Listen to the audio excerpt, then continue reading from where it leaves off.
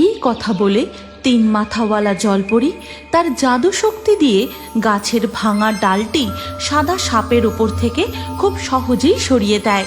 কিন্তু আঘাতের কারণে সাদা সাপটির গা কেটে গিয়ে রক্ত বেরোতে থাকে। শোন বাছারা, আকাশ কালো মেঘে ছেয়ে গেছে। ঝড় বৃষ্টি শুরু হওয়ার আগে আমি শিকার করে নিয়ে চলে আসব। তবে আমার ফেরার আগে যদি ঝড় বৃষ্টি শুরু হয়, তোরা ঘরে ঢুকে পড়িস কিন্তু। আর খেলতে খেলতে ঢিবি ছেড়ে দূরে কোথাও যাবি না, আমি তাড়াতাড়ি চলে আসব। ইচ্ছাধারী নাগিন তার দুই সাপ সন্তানকে রেখে জঙ্গলের গভীরে শিকার খুঁজতে চলে যায়। এই ভাই, মা এখন নেই, চল না আমরা নদীর ধারে গিয়ে খেলা করি। না দিদি, মা আমাদের বকবে। কিচ্ছু হবে না, চল না। মা ফিরে আসার আগে আমরা ফিরে আসব, তাহলে মা জানতেও পারবে না আর বকাও খেতে হবে না। নাগিনের দুই সন্তান সাদা সাপ ও কালো সাপ তাদের মাটির ঢিবি ছেড়ে নদীর ধারে গিয়ে খেলা করতে থাকে। তখন এই জঙ্গলের পথে হে ভগবান, এভাবে চলতে থাকলে বউ বাচ্চার পেট চালাবো কি করে? আজকাল যে আর সাপের খেলা কেউ দেখতে চায় না। যেটুকু চাল পয়সা হয়েছে তা দিয়ে দুদিন চলে যাবে। তাড়াতাড়ি পা চালাই, এখনো এক ক্রোশ পথ। আকাশের অবস্থাটাও খুব একটা ভালো নেই, দুর্যোগ শুরু হলো বলে। মণিপুর জঙ্গলের পথ ধরে কেষ্ট সাপুড়ে তার গ্রামের দিকে হেঁটে যায়। তখনই শুরু হয় প্রবল দুর্যোগ। জোরে বিদ্যুৎ গর্জে ওঠে, শোঁ শোঁ করে ঝড় বইতে শুরু করে, আর তার সাথে শুরু হয় মুষলধারে বৃষ্টি। ওরে বাবারে, এ কি দুর্যোগ শুরু হলো রে বাবা!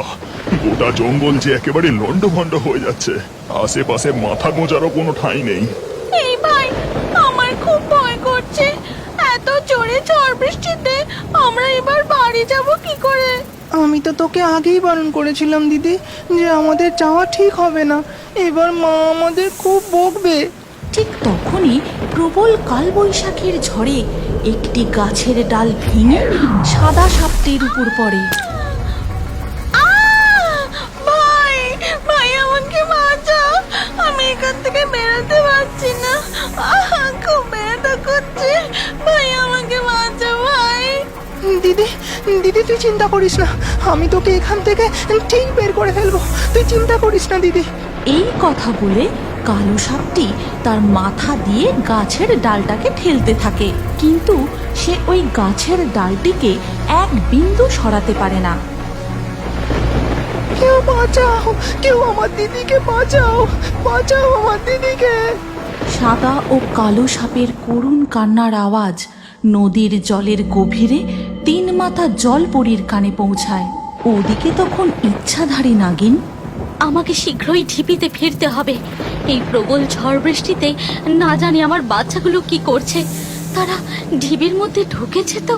নাগিন তার বাচ্চাদের কথা চিন্তা করতে করতে মাটির ঢিবির দিকে ফিরতে থাকে। তখন নাগিন দেখতে পায় এক সাপুড়ে জঙ্গলের পথ ধরে হেঁটে যাচ্ছে।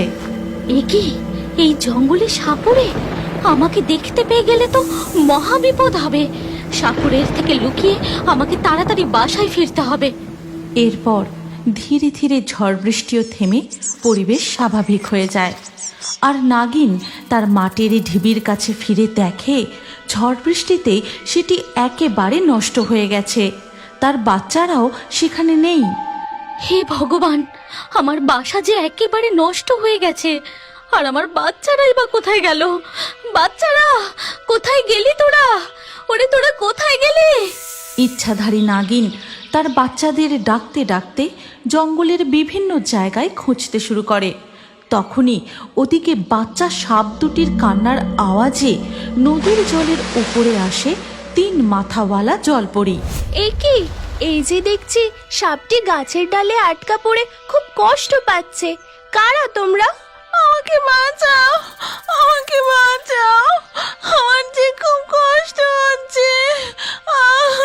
তিন মাথাওয়ালা জলপরি, আমার দিদিকে বাঁচাও, ওর উপর থেকে গাছের ডালটি সরিয়ে দাও। ঠিক আছে, আমি এক্ষুনি আমার জাদু শক্তি দিয়ে গাছের ডালটি সরিয়ে দিচ্ছি। এই কথা বলে তিন মাথাওয়ালা জলপরি তার জাদু শক্তি দিয়ে গাছের ভাঙা ডালটি সাদা সাপের উপর থেকে খুব সহজেই সরিয়ে দেয়। কিন্তু আঘাতের কারণে সাদা সাপটির গা কেটে গিয়ে রক্ত বেরোতে থাকে। ভাই, আমি একটু এগোতে পারছি না, আমার খুব ব্যথা করছে। তিন মাথাওয়ালা জলপরি, দয়া করে আমাদের বাড়ি পৌঁছে দাও, আমার দিদি যে আর চলতে পারছে না। আমি যে এই জল ছেড়ে স্থলভাগে উঠতে পারি না, না হলে আমি তোমাদের অবশ্যই বাড়ি পৌঁছে দিয়ে আসতাম।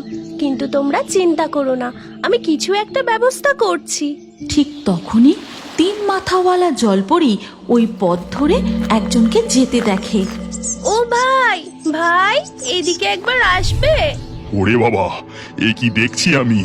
নদীর জলে যে এক তিন মাথাওয়ালা জলপরি, সে আবার আমায় ডাকছে। আমরা খুব বিপদে পড়েছি, আমাদের একটু সাহায্য করো। জলপরি বলছে সে নাকি বিপদে পড়েছে। যাই, তবে গিয়ে দেখি। কেষ্ট সাপুরে তিন মাথাওয়ালা জলপরির কাছে যায় আর বলে, কি হয়েছে জলপরি? বলুন, আপনার কি সাহায্য চাই? ওদিকে দেখো, এই সাদা সাপটির ওপর ঝড়ে একটি গাছের ডাল ভেঙে পড়ে, তাতেও আহত হয়, এখন চলতে পারছে না। তুমি ওই সাদা সাপ ও কালো সাপ ভাই বোনকে ওদের মাটির ঢিবির কাছে পৌঁছে দিয়ে এসো। ও, এই কথা! আপনি নিশ্চিন্তে থাকুন, আমি এক্ষুনি ওদের মাটির ঢিবি পর্যন্ত পৌঁছে দিচ্ছি।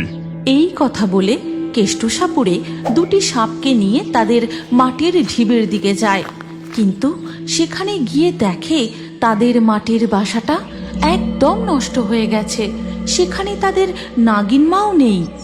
এবার আমি কি করি? ও সাদা সাপ, কালো সাপ, তোমাদের মাটির বাসাও যে ভেঙে গেছে, আর আশেপাশেও তো তোমার মাকে দেখতে পাচ্ছি না।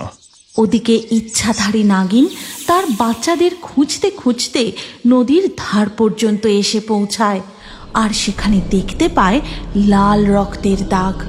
রক্তের গন্ধ পেয়ে নাগিন চিনতে পারে যে সেটা কার রক্ত।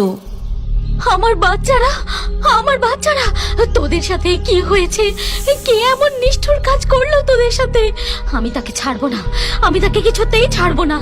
ইচ্ছাধারী নাগিনের কান্না শুনে তিন মাথাওয়ালা জলপরি জলের উপরে আসে। তারপর নাগিনকে পুরো ঘটনাটা বলতে থাকে। আমার অনুরোধ শুনে ওই লোকটি তোমার বাচ্চাদের তোমার মাটির ঢিবি পর্যন্ত পৌঁছে দিতে গেছে। আপনাকে অনেক ধন্যবাদ তিন মাথাওয়ালা জলপরি, কিন্তু আপনি যে অজান্তেই এক সাপুরের হাতে আমার বাচ্চাদের তুলে দিয়েছেন। সাপুরেরা যে সাপেদের শিকার করে। এই কথা বলে নাগিন দ্রুত তার ঢিবির কাছে ফিরে যায়, আর সেখানে দেখে তার বাচ্চারা ও সাপুরে সেখানে নেই। ততক্ষণে কেষ্ট সাপুরে সাদা ও কালো সাপ দুটিকে নিয়ে তার বাড়ি ফিরে। গিন্নি, ও গিন্নি, তাড়াতাড়ি জড়িবুটির পাত্রটা এদিকে নিয়ে এসো। জড়িবুটির পাত্র? কি হলো গো তোমার? তোমাকে কোনো সাপে কাটেনি তো? না গিন্নি, দেখো, এই সাদা সাপটি খুব আঘাত পেয়েছে, রক্ত বেরোচ্ছে, তাড়াতাড়ি এর চিকিৎসা না করলে মারা যাবে। এরপর সাপুরে এক বিশেষ জড়িবুটি সাদা সাপটির ক্ষতস্থানে লাগিয়ে দেয়। ওদিকে তখন ইচ্ছাধারী নাগিন, আমি ওই সাপুরের শরীরের গন্ধ এই দিক থেকেই পাচ্ছি, ও এই পথেই হেঁটে গেছে। আজ আমি ওই দুষ্টু সাপুরেকে কিছুতেই ছাড়বো না। এই কথা বলে ইচ্ছাধারী নাগিন কেষ্ট সাপুরের গন্ধ অনুসরণ করে তার বাড়ির দিকে রওনা দেয়। এই গল্পের পরবর্তী পর্ব যদি তুমি দেখতে চাও, তাহলে কমেন্টে নেক্সট পার্ট অবশ্যই লিখো, আর আমাদের রিও বার্ডস ফেসবুক পেজটি এক্ষুনি ফলো করে নাও। এই গল্পটি ভালো লাগলে লাইক করে শেয়ার করে দাও।